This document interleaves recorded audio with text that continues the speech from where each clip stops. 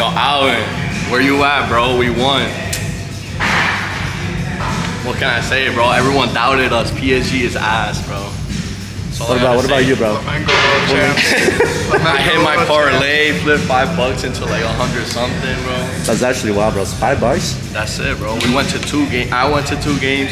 He came with. He's a Chelsea fan. Fuck Manchester United. No. Everyone in the Premier League is ass. Where y'all at? That's all I gotta say. I want you to keep this energy when like they lose in the first round. No, we're gonna take the.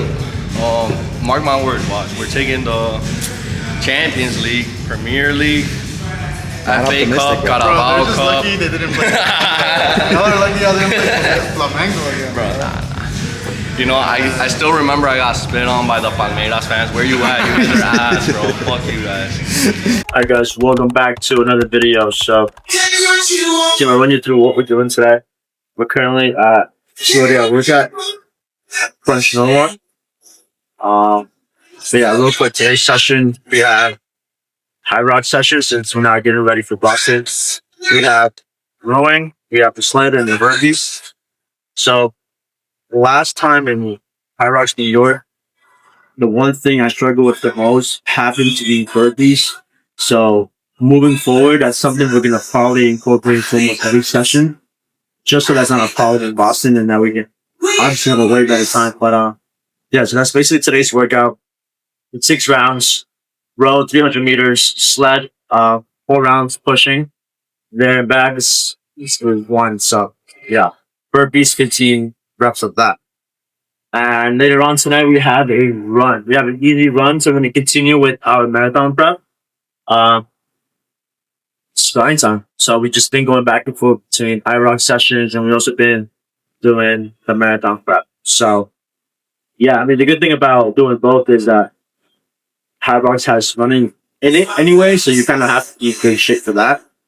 And in my marathon prep right now, we are doing a lot of speed work, a lot of interval, so that's obviously helping with my high rock preparation as well. But yeah, we're currently in 2 preps, double the work, double the hustle. It's grind time, baby. I forgot to mention Lisandro. Well, as of right now, he's actually doing the marathon with me. So, something about your such a great shot. Yeah, right. Something about your experience. But what are you doing with prep, and how is prep going for you? Well, first off, the hell's going on, guys? No, but actually, I don't know if the vlog knows or you guys know, but I was recently diagnosed with a hernia. And I have an umbilical hernia in my belly button. And long story short, it fucking hurts. It hurts. And yeah, it's just one of those things that kind of battling with it, taking it day by day, obviously going at my pace, nowhere near as fast as this guy, but honestly not too bad. I'm on my shorter runs. I don't have as long as runs as Jesse, only because he started prep before me. For sure, yeah. But we have what, like about 14, 13 weeks. So yeah. We got a little over 3 months of prep. Not too bad. Today I got a medium run. I would say it's about a 4.5 mile run at a slow pace, so nothing crazy. And yeah, just taking it day by day, guys. Tune in and watch us run our first marathon on October 26th. Yeah, and let's hope we don't actually die while doing this, but it should be okay.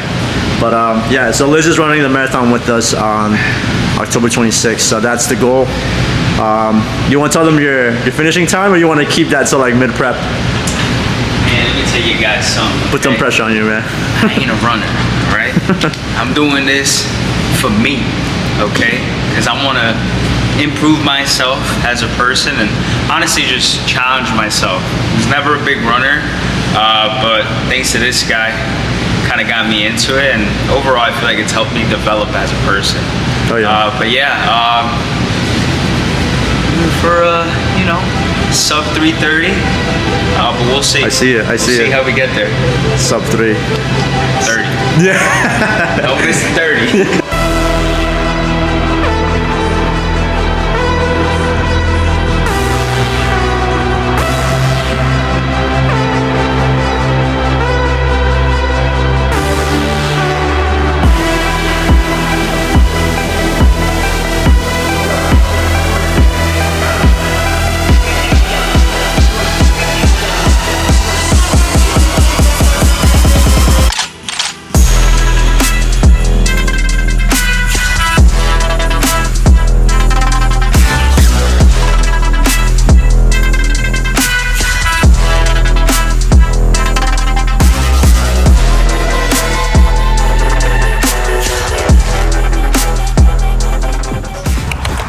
Alright, what's up, guys? We're back with another run. Today is Sunday, a long runs. Like I mentioned probably earlier in the video, we have a deload week, so we're taking it easy. We have a 7-mile run at a zone 2, so we're not trying to spike the heart rate. We know it's pretty difficult throughout this heat and humidity, but we're doing a pretty good job so far. We are 3 miles in. We have half a mile left before we turn around and complete the loop. So yeah, pretty good so far, week 3. But we are coming into some really hard runs on week 4. A lot of speed work, and obviously an increase in distance. We're gonna go ahead and we're attempting our first 14-mile run on next Sunday, which will be by far the longest I've ever ran. So yeah, so we have a 14-mile run next week, a progressive 14-mile run. That means we're holding certain paces. So we have a 6-mile warm-up, and then for the rest of the mileage, we are we are holding some paces, pretty fast paces for a 14-mile run. So I'm gonna go ahead and hopefully record that for you and give you guys my insight on how that went. But yeah, anyway, 3 miles in, half a mile left before we turn around. Real quick, I want to show you guys what I recently purchased. I got a hand water bottle, a running water bottle, whatever it's called. But let me tell you, game changer. Oh my God. You know, I would run with, let me turn the camera. I would run basically with a water bottle in my hand. And it was the most annoying thing, you know. And I was like, I need to change that. Because for some reason when I'm running, I get ticked off real easy about the smallest things. One of those things was a water bottle. It also has a gel holder, which I think is pretty cool as well. It's a pretty cool car. It just helps us stay focused, you know, stay hydrated as well, which is crucial for this weather and this humidity. The last thing you want is doing some insane long distance with no hydration in this heat. You will pass out, without a doubt.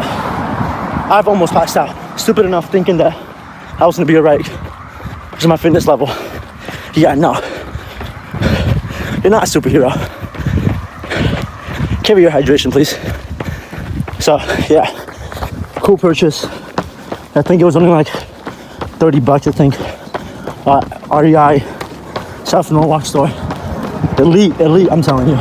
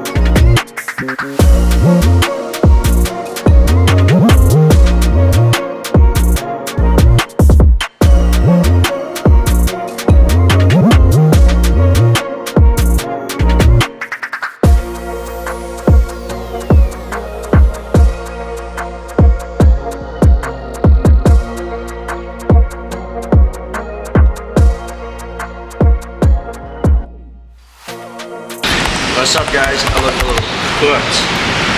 So welcome back to another video, another part of the video. It's currently Sunday. We have our long run. I've honestly been dreading this the entire day.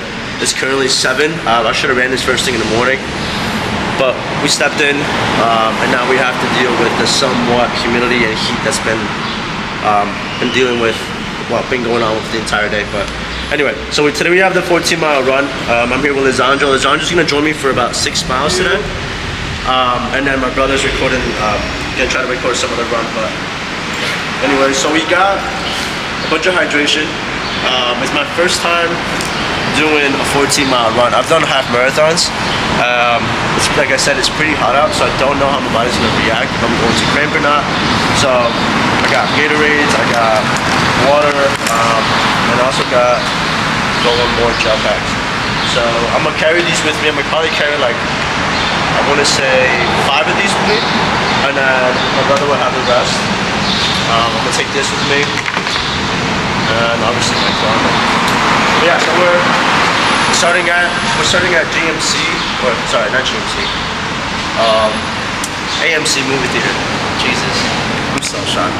But we're starting at an AMC movie theater, making our way down to Mamaroneck for a 7-mile loop. So we're gonna run all the way down. I believe on the way there, a majority of it is like a small incline. It's not too crazy, but it is an incline. And on the way back, obviously it'll be decline, which works perfectly fine, because on the way back, or on mile 7 and a half, we start picking up the pace. So for 6 miles, we're holding just a conversational pace, which is excellent, especially on the seat. And then after that, we have to go into actual race pace. So we'll start with an 8 and then make our way down into the 7s. I don't see a cool down, so I'm thinking we're working straight through. Although I am gonna have maybe like a half a mile, if not a mile of a cool down. Again, only because like I don't know how my body's gonna react. I know it's only 14 miles, but like if 13 miles kicks my ass, an extra mile definitely can do more damage. So we'll see how that goes. But a couple things you want to say, or did I cover most of it? I mean, he did. Biggest thing here, guys, is just staying on top of your heart rate, especially in 14 miles.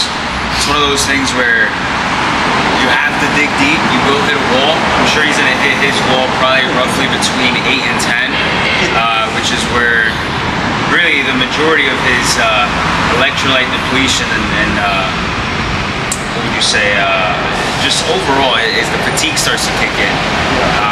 Biggest thing here, again, focus on your breathing, heart rate, just get after it.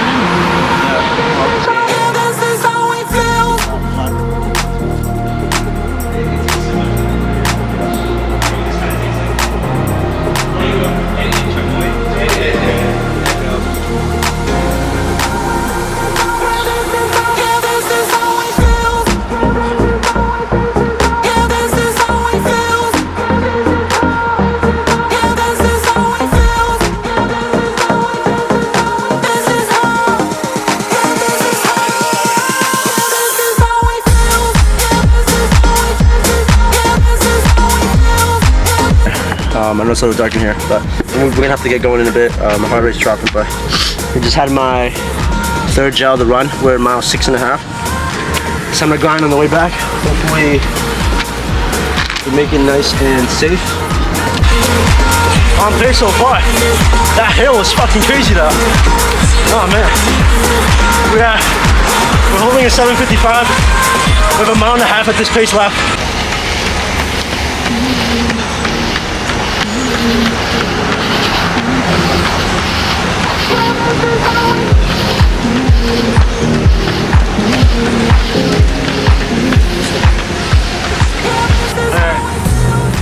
My feet, bro, my feet. Super sore. So we just finished I just finished my 14-mile run. I hit a wall. I mean, that was predictable. Especially with the hills, bro. On the way back, I managed to maintain a fast pace, like the 750s, like very low 8s. But once I made my way back into Rye, that duration from Rye to Portchester, I couldn't. I had multiple stops. Lisandro and Edwin just kept giving me water, trying to like cool my body down, but I was overheating a lot. That's the one thing about like summer runs, they will humble you. Like they will fucking like just want to stop like running. And it happened to me 2 weeks ago. And today I stopped a couple times to just hydrate. But that's the one thing I did not want to do, is completely stop and just go home not finishing the run. Because obviously, if you continue not finishing your runs, it eventually it just accumulates, and you don't want that going into the rest of the program. Like, we're already a couple months in. We have about what, 2 months, 3 months, 3.5 months. 3.5 months. So we're still very early, but we're gonna keep kicking ass and see how much we can get in. But Alessandro finished his six-mile run. He kicked ass. He managed to stay. Dude, he told me about this one hill that he said it was gonna be massive, and I was like, nah, it won't be that bad, bro. It was fucking bad. But anyway, that's basically it for today's video. 14-mile progressive run. We managed to complete 2 of the tempos, but we could not complete the last one. We ended up just having a cool down, which is fine, because next week we're gonna run the 14-mile run again. Not a progressive run, but just trying to get the mileage in. But yeah, thank you for joining, guys.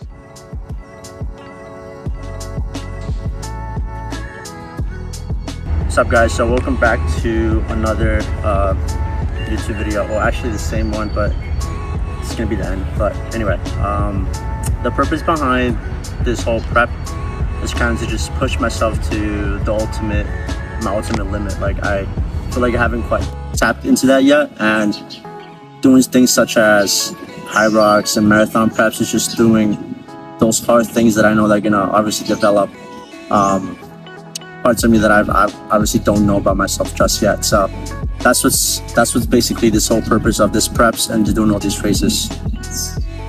Going from being a powerlifter to a hybrid athlete has been a dramatic change. I think one of the things I can really touch on, and this stands out the most, is just the fact that I'm way more active. There's a lot more that goes into a preparation when it comes to doing marathons or doing some things such as high rocks.